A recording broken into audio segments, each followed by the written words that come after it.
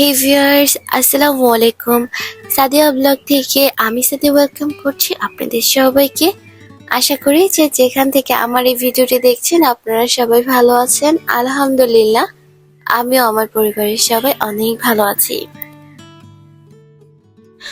ঘুম থেকে ওঠার পরে সবার আগে আমি আমার ফুল গাছগুলোর সাথে দেখা করতে চলে যাই। আমি একটু যেয়ে দেখি আজকে কয়টা ফুল গাছে কলি এলো, কি অবস্থা হলো।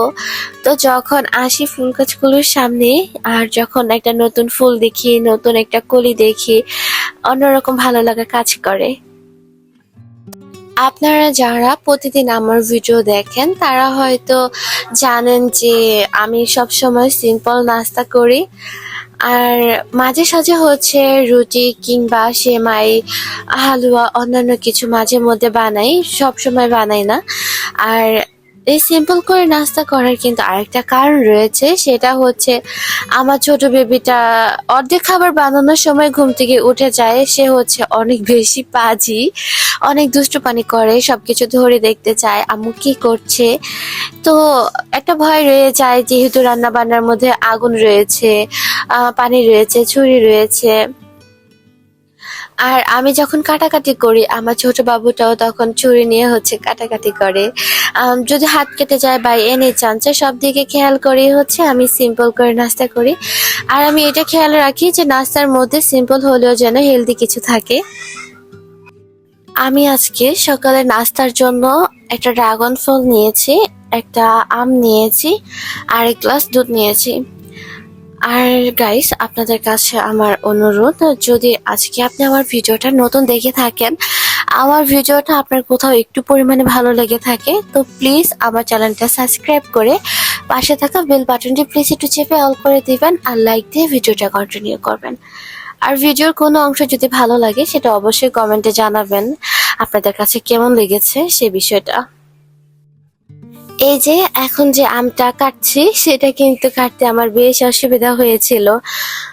পাকা আম যেহেতু বেশি পেকে গিয়েছে, তাই আমি বটি দিয়ে কাটতে গিয়েছিলাম। তো এদিক দিয়ে কাটলে ওদিক দিয়ে থেকে যাচ্ছে, ওদিক দিয়ে কাটলে এদিক দিয়ে থেকে যাচ্ছে।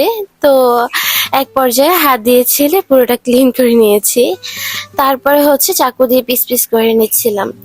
আর যেহেতু কিছুটা জায়গায় বটি দিয়ে কেটেছিলাম, ওই জায়গাটার মধ্যে চাকু যে বসাবো তাও পাচ্ছিলাম না। কেন জানি বারবার মনে হচ্ছিল যে আমার চাকুর হয়তো ধার কমে গিয়েছে।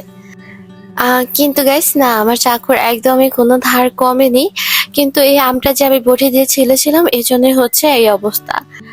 আমি যেহেতু চা পাগল মানুষ, কিন্তু আজকে আমি একদমই চা নেইনি। আর কিন্তু চা ছাড়া আমার ভালো লাগে না। আমার মনে হয় যেন চা খাইনি মানে সারাদিনে কিছু একটা মিস্টেক রয়ে গেছে।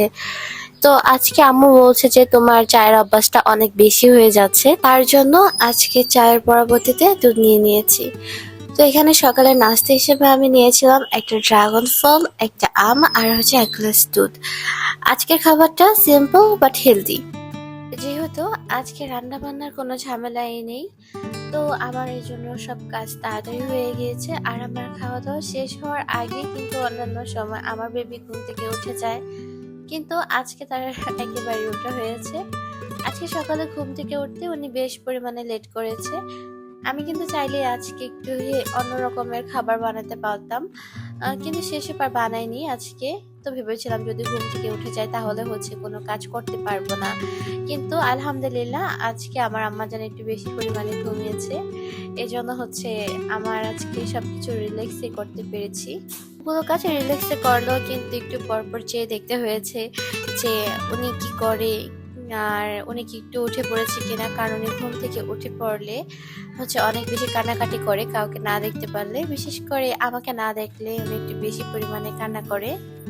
আমরা কিছুদিন আগে মাওঘাটের যে ব্লগটা আপনাদের সাথে শেয়ার করেছিলাম, সেখানে কিন্তু কিছু কেনাকাটা করেছিলাম, সেসব আর আপনাদের সাথে শেয়ার করা হয়নি। তো সেসব আজকের ব্লগে আপনাদের সাথে শেয়ার করব। আমি আসলে সত্যিই জানতাম না ওইখানে যে এত কিছু পাওয়া যায়, আমার ধারণা ছিল না। কিছু কিছু দোকান আছে যেগুলোর মধ্যে কম টাকার রিজনেবল প্রাইসের মধ্যে অনেক সুন্দর সুন্দর জিনিস পাওয়া যায়, যেগুলো ঘর সাজানোর কাজে অনেক সুন্দর ব্যবহার করা যায়। এখানে আমি দুটা টেবিল ম্যাট নিয়েছিলাম, আর টেবিল ম্যাট দুটো কিন্তু অসম্ভব সুন্দর ছিল। আমার কাছ থেকে এগুলো 30 টাকা করে নিয়েছিল এক একটা পার পিস। আর একটা পাখির বাসা নিয়েছিলাম, এটার প্রাইস নিয়েছিল 150 টাকা। আম, সবচেয়ে মজার বিষয় হচ্ছে এই জিনিসগুলো অন্যান্য জায়গায় 250-300 এরকম নেয়, কিন্তু এখানে সব রিজনেবল প্রাইসের মধ্যে অনায়াসে আপনারা পেয়ে যাবেন। ওনারা একটু দাম বেশি বললেও পরবর্তীতে একটু দাম দর করে নিলে হচ্ছে কমিয়ে রাখে ওনারা। আর সবচেয়ে পছন্দের আমার যে জিনিসটা সবচেয়ে বেশি ভালো লেগেছে সেটা হচ্ছে একটা মাটির মগ। সেটা অসম্ভব সুন্দর ছিল। এটাকে ফার্স্ট টাইম ভেবেছিলাম যে আমি চামচ রাখবো, কাঠের যে চামচগুলো আছে সেগুলো এটার মধ্যে রাখবো। পরে চিন্তা করলাম যে না, এটার মধ্যে কাঠের চামচ রাখার চাইতে একটা রিয়েল প্ল্যান্ট বানালে ভালো হবে। সো প্ল্যান্ট বানানোর জন্য এটা আমি নিয়ে এসেছিলাম, আর এটার প্রাইস পড়েছিল 80 টাকা। ওনারা ফার্স্ট টাইম আমার কাছে 120 টাকা চাইলো, পরবর্তীতে 80 টাকায় ওনারা দিয়ে দিয়েছিল। তো সব মিলিয়ে একটু কেনাকাটা করেছি, তেমন বেশি কিছু কেনাকাটা করিনি। নেক্সট টাইমে যখন যাব ইনশাআল্লাহ মনের মতন করে অনেক কিছু কেনাকাটা করব। এই তো এদিকে রাত্রের জন্য বারবিকিউ পার্টি চলছে, আর এই পার্টিটা পুরোটাই দিয়েছে আমার চাচু, আই মিন আমার ছোট চাচু। তার আগের দিন সেজু চাচু হচ্ছে তাদের ঘরে ডিনার করিয়েছে আমাদের, সেসব আর আপনাদের সাথে শেয়ার করা হয়নি। তো গাইস, আপনারা সবাই ভালো থাকবেন, সুস্থ থাকবেন, আমাদের জন্য দোয়া রাখবেন, আমরা যেন আরো সুন্দর সুন্দর ব্লগ আপনাদেরকে উপহার দিতে পারি। আসসালামু আলাইকুম, আল্লাহ হাফেজ।